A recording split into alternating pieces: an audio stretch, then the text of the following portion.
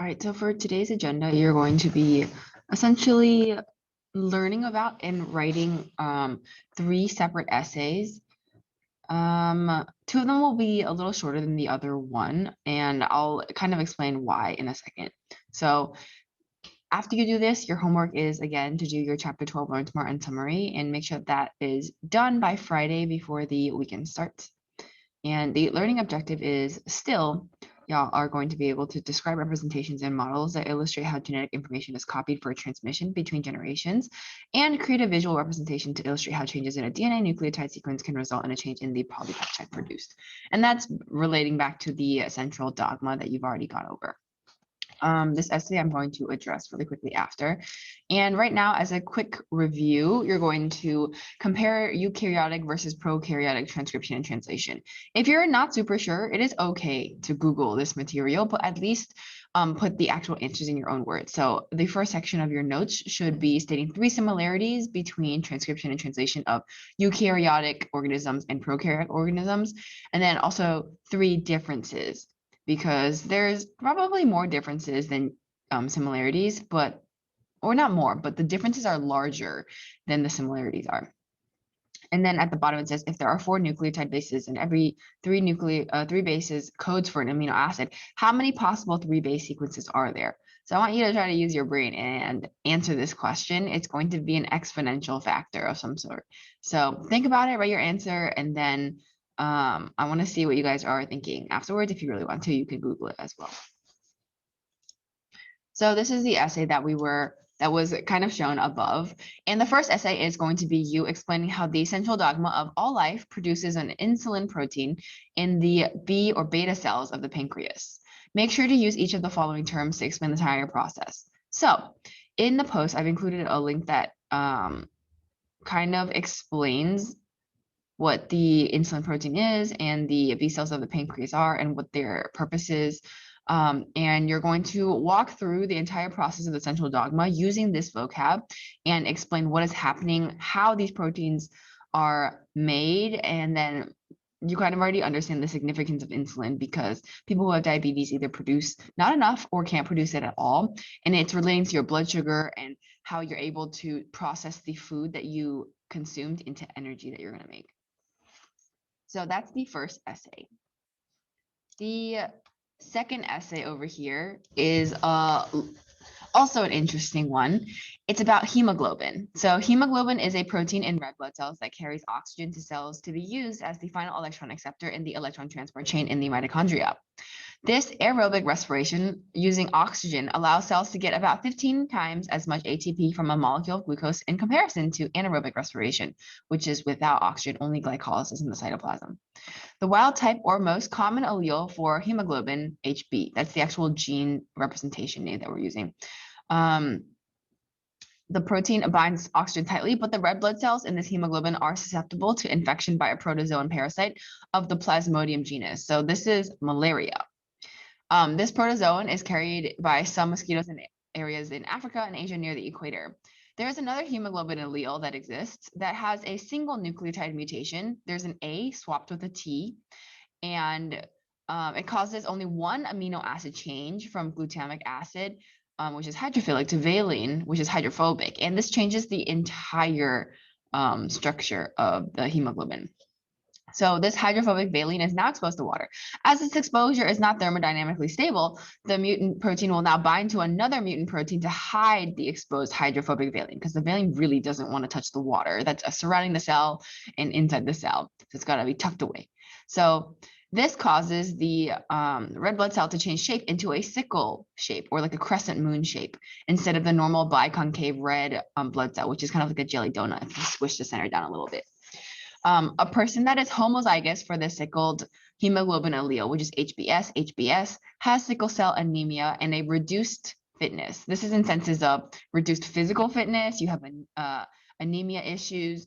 You have a hard time doing activity. And then also sometimes you'll die early and you won't be able to reproduce, which is technically biological fitness.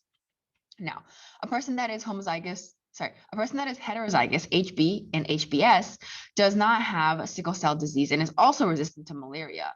Why is the HBS allele common in Africa and Asia? Some African Americans are heterozygous. Do they have a higher fitness in America? What would you predict would happen to the frequency of HBS allele in America, where there is really no malaria? Justify your answer. Did the presence of malaria cause the HBS mutation? Why or why not? Explain your reasoning. You just want to think about if there's an advantage to having the HBS allele in your system, but not having both of your copies be HBS, because then you would have sickle cell disease and you would die from it. So again, I attached an article in the post where you can read about the background of sickle cell anemia, and you kind of want to answer these questions in your essay or in an essay format. It should be kind of a short essay, but it's really, really interesting to learn about, and it kind of explains how protein structure relates to protein function or changes it. And here are some images. This is the actual mutation that's happening. So this glutamic acid has been changed to a valine, and this valine is now hydrophobic. So whereas before glutamic acid is hydrophilic or at least tolerant of touching water, this valine is going to cause different folding shapes of the protein than it originally was supposed to fold because of this A change from a T. And now the mRNA is also changed, obviously, and the protein is changed. So it's going to fold differently, and the structure of the hemoglobin and the red blood cell completely changes and makes it really, really bad at carrying oxygen, causing people to be lightheaded and anemic and all sorts of bad things. Okay, this is the third essay that you are going to be attacking today. So it's how do the results of the Michelson and Stahl experiment show that DNA is replicated semi-conservatively? So you're going to diagram the expected results of the centrifugation after 1 and 2 and 3 rounds of DNA replication if DNA is copied by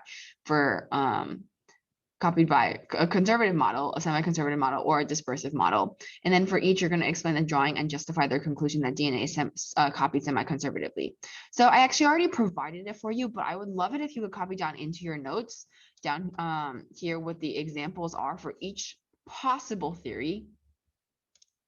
And then this was the actual diagram of what happened in the Michelson and Stahl experiment.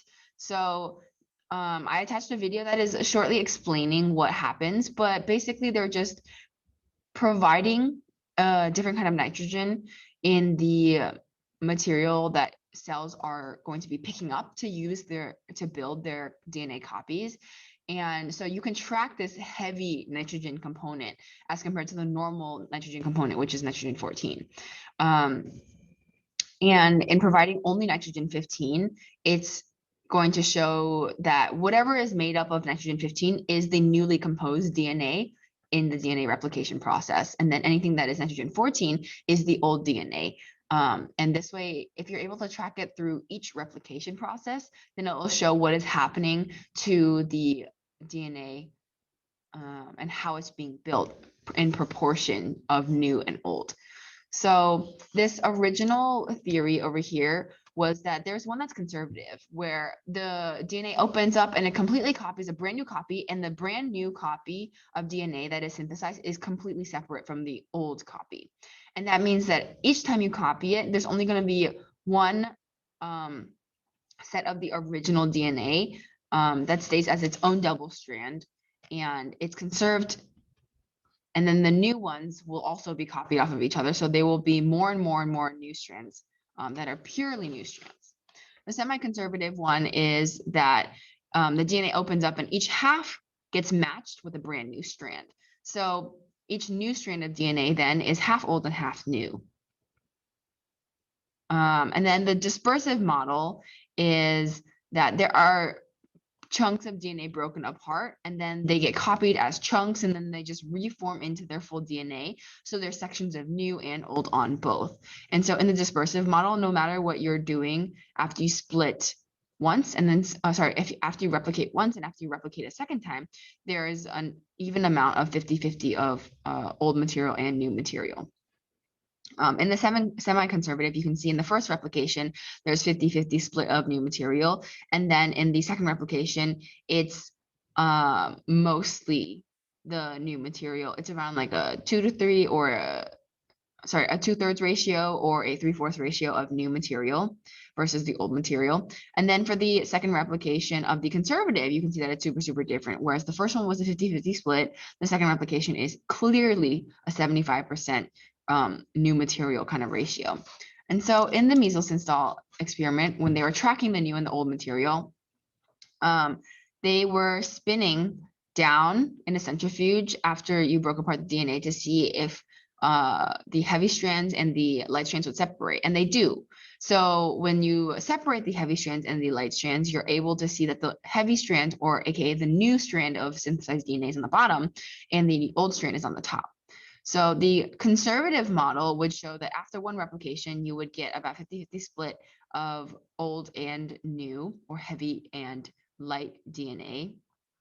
And then the semi-conservative one, you saw like a mixture, a 50-50 mixture of the light and old, but the weight that was spun out actually was intermediate, because like shown in the pictures over here, the strand weight of a double strand should be about in between the weight of the heavy and the new strand, because one double strand contains one old and one new. So there should be nitrogen 15 and nitrogen 14 mixed in. And so that was shown in the technically the first after the first replication. And then the dispersive model also showed the same thing, because again, over here, it's kind of mixed 50-50, just in a different format where it's in chunks. And so they spun after a second replication of the DNA. And when they spun the second replication of the DNA, the dispersive model should predict that it's still 50-50. So the weight of each double strand of DNA should still be somewhere in the middle between the heavy and light weights of nitrogen. But if you have a semi-conservative model, after you split and double your DNA a second time, some of these strands should be that intermediate weight, and some of the strands should be completely heavy because they're completely made of nitrogen 15. And to their luck, that actually ended up being exactly what they saw in their results. So their theories were going along with this, and their actual results did actually show after one replication, it was an intermediate weight. And then after two replications, it was a mixture of purely heavy and then also the intermediate weights of double-stranded DNA. So you're going to watch the video if to help you kind of explain and clarify in a more concise manner. But these diagrams, I think, are super, super useful. And the prompt again is, how do the results of the measles install experiment show that DNA is replicated semi-conservatively? Diagram the expected results, like I said before, and then you're going to state in your essay how the results using heavy nitrogen N15 and normal nitrogen N14 as an experiment provide evidence for the semi-conservative nature of DNA replication. And then you also want to kind of explain why the dispersive and the conservative model were completely wrong. So I provided these two links of YouTube videos to help you kind of go over what happened in the experiment, and then also explain what the results meant, so that you can write a good essay on it. So these are the three essays that you're going to be writing. This last one is a little bit longer than the other two, just in content carrying, because the other two are mostly central dogma based. And then you're going to submit them for a grade at the post, using the post underneath this one.